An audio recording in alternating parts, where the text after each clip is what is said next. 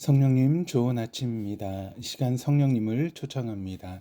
오늘도 내 안에 오셔서 하나님을 기쁘시게 드릴 것을 소원하게 해주세요. 오늘 말씀을 통해 구체적으로 무엇을 해야 할지를 깨닫게 해주세요. 깨달은 것을 삶 속에서 실천할 수 있도록 도와주세요. 아멘. 오늘 함께 나누실 하나님 말씀은 민수기 20장 14절에서 21절까지 말씀입니다. 모세가 가데스에서 에돔 왕에게 사신을 보내며 이르되 당신의 형제 이스라엘의 말에 우리가 당한 모든 고난을 당신도 아시거니와 우리 조상들이 애굽으로 내려갔으므로 우리가 애굽에 오래 거주하였더니 애굽인이 우리 조상들과 우리를 학대하였으므로 우리가 여호와께 부르짖었더니 우리 소리를 들으시고 천사를 보내사 우리를 애굽에서 인도하여 내셨나이다. 이제 우리가 당신의 변방 모퉁이 한 성읍 가데스에 있사오니 청하건대 우리에게 당신을 땅을 지나가게 하소서. 우리가 밭으로나 포도원으로 지나가지 아니하고 우물물도 마시지 아니하고 왕의 큰 길로만 지나가고 당신의 지경에서 나가기까지 왼쪽으로나 오른쪽으로나 치우치지 아니하리이다 한다고 하라. 에돔 왕이 대답하되 너는 우리 가운데로 지나가지 못하리라. 내가 칼을 들고 나아가 너를 대적할까 하노라. 이스라엘 자손이 이르되 우리가 큰 길로만 지나가겠고 우리나 우리 짐승이 당신의 물을 마시면 그 값을 낼 것이라. 우리가 도보로 지나갈 뿐인즉 아무 일도 없으리이다. 너는 지나가지 못하리라. 하고 에돔 왕이 많은 백성을 거느리고 나와서 강한 손으로 막으니 에돔 왕이 이같이 이스라엘이 그의 영토로 지나감을 용납하지 아니하므로 이스라엘이 그들에게서 돌이킵니다. 오늘 본문은 두 민족이 서로 대면했던 짤막한 이야기를 다루고 있습니다. 바로 이스라엘과 에돔입니다. 에돔은 순간의 선택으로 이후 뼈아픈 후회를 낳는 결과를 맞아야 했습니다. 반면 이스라엘의 입장에서는 뜻대로 되지 않아 돌아가는 길을 선택해야 되는 상황도 사실 지나고 보면 하나님의 섭리였고 인도하심이었음을 깨닫게 해주는 하나의 중요한 사례가 되었습니다. 두 민족이 대치한 이 사건을 통해 오늘 우리에게 적용해 볼 수 있는 점들을 함께 묵상해 보고자 합니다. 모세와 아론은 무리바에서 큰 실수를 하고 말았습니다. 그 순간만큼은 신앙인의 불신앙을 보여주는 사건이었습니다. 그들은 하나님 말씀을 온전히 순종하지 못했습니다. 하나님께서는 모세와 아론에게 나를 믿지 아니하고 이스라엘의 목전에서 거룩함을 나타내지 아니하였다라고 말씀합니다. 그리하여 그곳 이름을 무리바 곧 다툼이라고 지어주셨습니다. 이 사건 이후에 이스라엘은 다시 약속의 땅을 향해 진군합니다. 그들이 마주했던 곳은 에돔 왕국이었습니다. 에돔은 이삭의 아들 에서의 후손들이 거주하던 지역이었습니다. 사해 남동쪽에 위치한 산악 지대였습니다. 이스라엘은 에돔 지역을 통과하여 가나안 동편으로 행군하려고 했습니다. 모세는 요단 동편의 길이 가나안으로 가는 가장 빠르고 적합한 길이라고 판단했을 것입니다. 이에 모세는 에돔 왕에게 사신을 보내 이스라엘이 에돔 땅을 통과하게 해줄 것을 요청합니다. 14절에서 16절입니다. 모세가 가데스에서 에돔 왕에게 사신을 보내며 이르되 당신의 형제 이스라엘의 말에 우리가 당한 모든 고난을 당신도 아시거니와 우리 조상들이 애굽으로 내려갔으므로 우리가 애굽에 오래 거주하였더니 애굽인이 우리 조상들과 우리를 학대하였으므로 우리가 여호와께 부르짖었더니 우리 소리를 들으시고 천사를 보내사 우리를 애굽에서 인도하여 내셨나이다. 이제 우리가 당신의 변방 모퉁이 한 성읍 가데스에 있사오니. 에돔 왕을 향해 당신의 형제 이스라엘이라고 표현한 것은 그들의 조상 때부터 비록 갈등은 있었지만 그것보다는 본래 한 핏줄 친족 관계였다라고 하는 것을 강조하기 위한 노력으로 보입니다. 또한 이스라엘은 애굽에서 고통스러운 시간을 보냈던 것과 하나님께서 이스라엘의 기도를 들으시고 그들을 건져주셨음을 고백하고 있습니다. 출애굽 사건의 역사는 하나님의 주권적이고 또 기적적인 역사였음을 고백하는 것입니다.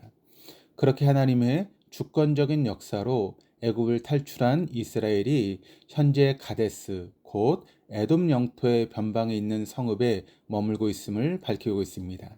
에돔과는 상관없는 곳에 위치하고 있기에 전혀 경계할 상황이 아니라고 하는 것을 강조한 것입니다.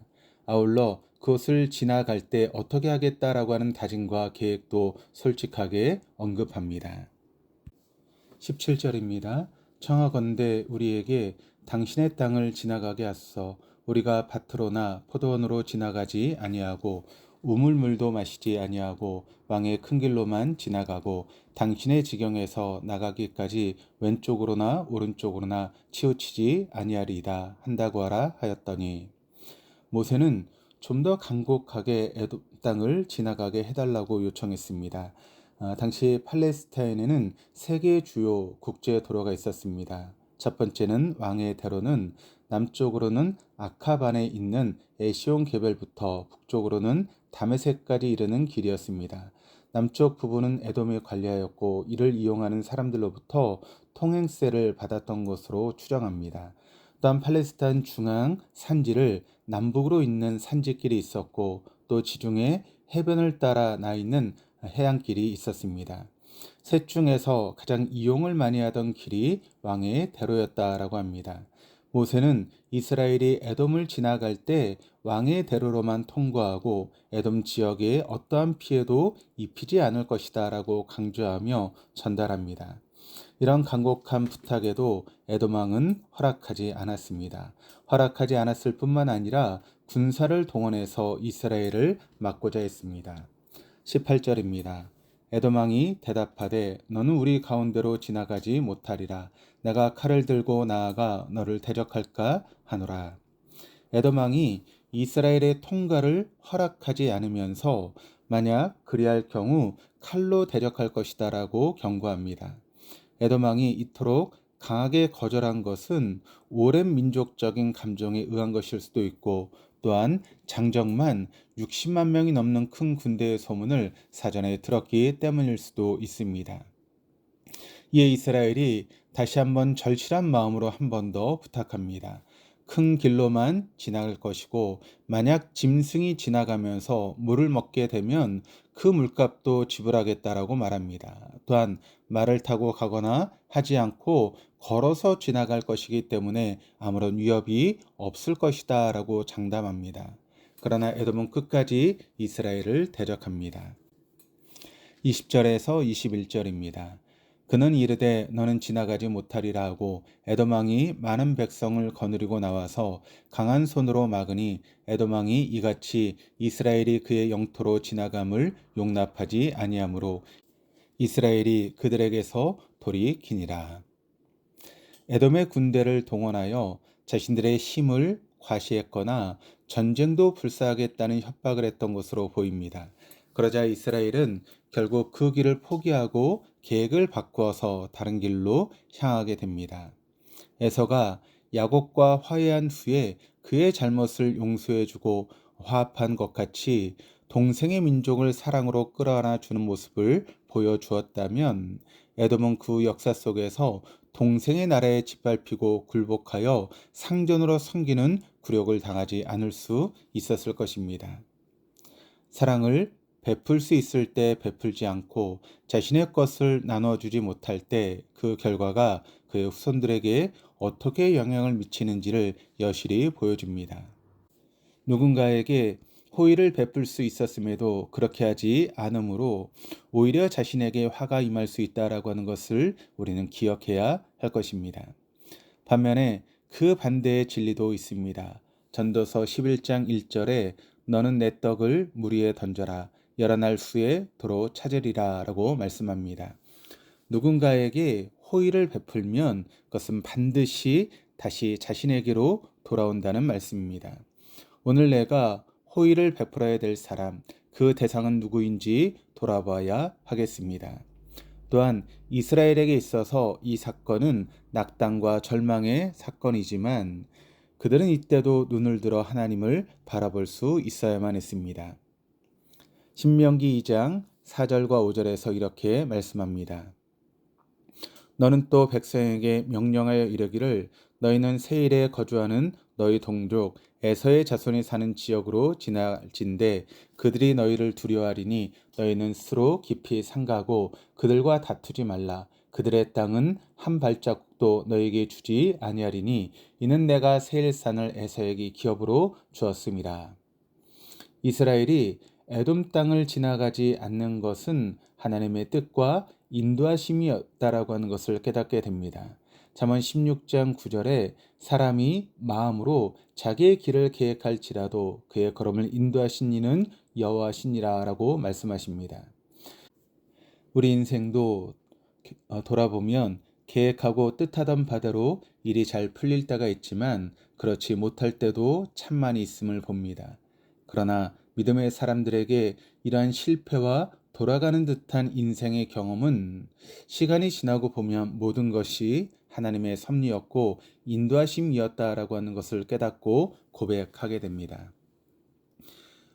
지금 혹시 인생의 고난 속에서 하나님 왜 나를 이렇게 돌아가게 하시는가 라고 실망 섞인 표현으로 기도하고 있는 분이 계십니까? 왜 내 인생은 이렇게 꼬이고 일이 잘 풀리지 않느냐며 낙심하고 있는 분이 계십니까? 하나님은 모든 것을 아시고 우리에게 가장 좋은 것을 주시기를 원하십니다. 가장 선하신 길로 인도해 주시는 분이십니다. 지금의 이 시기를 지나면 하나님께서 친히 섭리 가운데 인도해 주셨다라고 고백하는 날이 올 것입니다. 그리고 눈을 들어 감사의 찬양을 올려드리게 될 것입니다. 지금 비록 고통의 때를 지난다 할지라도 가난한 심령으로 하나님 앞에 더 가까이 나아간다면 그것은 저주와 실패가 아니요 하나님의 은혜요 복이라고 하는 것을 깨닫게 될 것입니다. 찬양의 제목 중에 하나님은 실수하지 않으신다네라고 하는 곡이 있습니다. 가사가 이러합니다. 내가 건넌 이 길이 혹 굽어도는 수가 있어도 내 심장이 울렁이고 가슴이 아파도 내 마음속으로 여전히 기뻐하는 까닭은 하나님은 실수하지 않으심일세. 내가 세운 계획이 혹 빗나갈지 모르며 나의 희망이 덧없이 쓰러질 수 있지만 나 여전히 인도하시는 주님을 신뢰하는 까닭은 주께서 내가 가야 할 길을 잘 아심일세. 하나님은 실수하지 않으십니다. 오늘 말씀을 기억하며 우리는 호의를 베풀어야 할 때 기꺼이 호의를 베풀며 올바른 선택을 하는 인생이 되어야 하겠습니다. 그리고 모든 것을 아시는 하나님 앞에서 우리는 항상 그분의 섭리와 계획 속에 있음을 믿음의 눈으로 바라보는 인생이 되기를 소망합니다. 오늘 하루도 눈을 들어 우리의 삶을 가장 선하신 길로 인도하시는 하나님을 바라보며 믿음으로 가난한 심령으로 더욱 주님을 의지하며 주님과 동행하는 한 날 될 수 있기를 주님의 이름으로 축복합니다. 기도하시겠습니다. 하나님 아버지, 오늘 에돔 족속의 모습과 이스라엘의 모습을 통해서 우리가 이 땅을 어떻게 살아가야 할지 깨닫게 해주셔서 감사드립니다. 호의를 베풀 수 있을 때 흔쾌히 베풀 수 있는 마음을 주시고 때로 우리가 이해하지 못하는 상황 속에서도 일이 뜻대로 되지 않을 때에도 주님의 섭리를 바라볼 수 있는 눈을 허락해 주시옵소서. 그리하여 합력하여 선을 이루시는 하나님께 감사와 찬양을 올려드리는 믿음의 삶 되게 해 주시옵소서.